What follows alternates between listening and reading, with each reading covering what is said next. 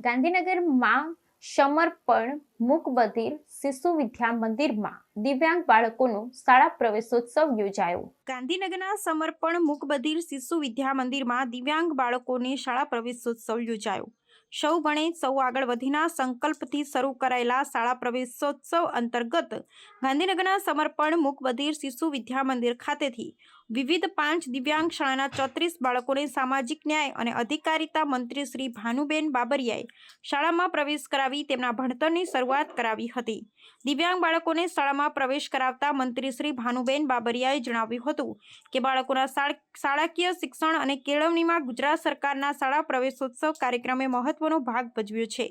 શિક્ષણથી કોઈ પણ બાળક વંચિત ન રહે તે માટે માત્ર શિક્ષકોની જ નહીં પરંતુ આપણા સૌની સહિયારી જવાબદારી છે। દિવ્યાંગ બાળકોને અગ્ર હરોળમાં લાવવા માટે યોગ્ય શિક્ષણ આપી તેમને સશક્ત બનાવવા રાજ્ય સરકાર કટિબદ્ધ છે। મંત્રીશ્રીએ દિવ્યાંગ શાળાના શિક્ષકોની કામગીરીને બિરદાવતા જણાવ્યું હતું કે સમૃદ્ધ રાષ્ટ્રના નિર્માણ માટે દિવ્યાંગોને મુખ્ય ધારા સાથે જોડવાનું શ્રેષ્ઠ કાર્ય દિવ્યાંગ શાળાના શિક્ષકો કરી રહ્યા છે। બાળકોને સમજવા અને તેમના પ્રત્યે દ્રષ્ટિકોણ બદલવા માટે શિક્ષણ આપવાનું ઉત્તમ કામ પણ આ જ શિક્ષકો કરી રહ્યા છે। મંત્રીશ્રીએ વધુમાં જણાવ્યું હતું કે રાજ્યમાં દિવ્યાંગ બાળકો માટે 128 શાળાઓ કાર્યરત છે। એક શિક્ષક વર્ગને સ્વર્ગ બનાવે છે, વર્ગનું કાળું પાટિયું અનેક જીવનમાં પ્રકાશ રેલાવે છે। આજે આપણે એવા દિવ્યાંગ બાળકોને શાળા પ્રવેશોત્સવ કરાવીએ છીએ કે જેમના જન્મથી જ કંઈક ત્રુટિ રહી ગઈ હોય તેમના જીવનમાં આશાનો પ્રકાશ ફેલાવવાનું કામ આપણે કરવાનું છે।